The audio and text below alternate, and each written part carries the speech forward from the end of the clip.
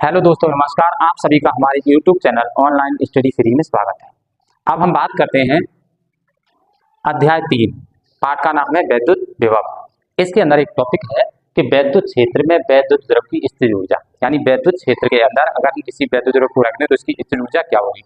तो इसकी बहुत सरल परिभाषा क्या है, किसी भी वैद्युत क्षेत्र में वैद्युत द्रव की स्थिर ऊर्जा उस वैद्युत द्रव को अनंत से वैद्युत क्षेत्र के भीतर लाने में किए गए कार्य के बराबर होती है। इसे रटे नहीं समझ लें, अपनी भाषा में लिख सकते हैं क्या, किसी भी वैद्युत द्रव को अनंत से वैद्युत क्षेत्र के भीतर लाने में जो कार्य करना पड़ता है, यही कार्य उस वैद्युत द्रव की स्थितिज ऊर्जा कहलाता है। अब इस टॉपिक को हम हल करेंगे, फॉर्मूला निकालेंगे। तो इस चित्र को देखकर हमें लिखना है क्या है, ये एक समान वैद्युत क्षेत्र है, ये वैद्युत द्रव है और ये अनंत से लाया गया है। तो इसे कैसे लिखेंगे, माना एक वैद्युत द्रव माइनस क्यू और प्लस क्यू आवेशों से मिलकर बना है, इसके बीच की दूरी 2L है। अब इस वैद्युत द्रव को अनंत से वैद्युत क्षेत्र के भीतर इस प्रकार लाया जाता है कि इसका द्रव आपूर्ति वैद्युत क्षेत्र E के दिशा में रहे। चित्र को देखकर बोल रहे हैं, फिर से समझ लो। इस वैद्युत द्रव को अनंत से वैद्युत क्षेत्र के भीतर इस प्रकार लाया जाता है कि वैद्युत द्रव का आपूर्ति क्षेत्र E की दिशा में रहे। तब वैद्युत क्षेत्र E के कारण प्लस क्यू आवेश पर एक बल क्यू क्षेत्र की दिशा में तथा इतना ही बल माइनस क्यू आवेश पर क्षेत्र की विपरीत दिशा में लगता है। अर्थात ये माइनस है, ये प्लस है, तो ये वैद्युत क्षेत्र खींचा चला आएगा, लेकिन इसे जबरदस्ती लाना पड़ेगा।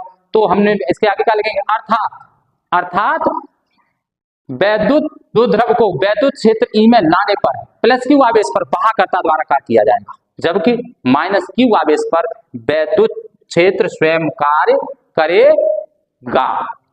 अर्थात वैद्युत द्रव को अनंत से वैद्युत क्षेत्र ई के भीतर लाने में माइनस क्यू आवेश को प्लस क्यू आवेश के से 2L दूरी अधिक तय करनी पड़ेगी, दूरी अधिक तय करनी पड़ेगी। अर्थात माइनस क्यू आवेश पर वैद्युत क्षेत्र द्वारा अधिक कार्य किया जाएगा।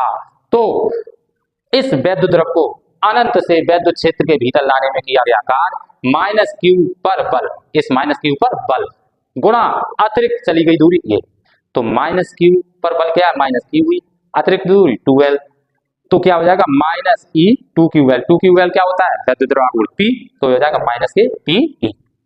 यही कार्य इस वैद्युत द्रव की साम्य स्थिति में वैद्युत द्रव की इस ऊर्जा U0 कहलाता है। तो U0 बराबर माइनस के PE।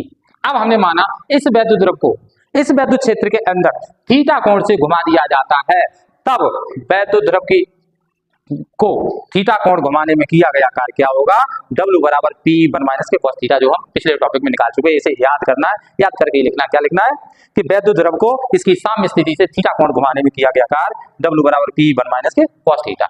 तो वैद्युत द्रव की थीटा स्थिति में कुल ऊर्जा U बराबर क्या होगी, साम्य स्थिति में ऊर्जा प्लस थीटा कोण घुमाने में किया गया कार्य, अर्थात U बराबर U0 प्लस W।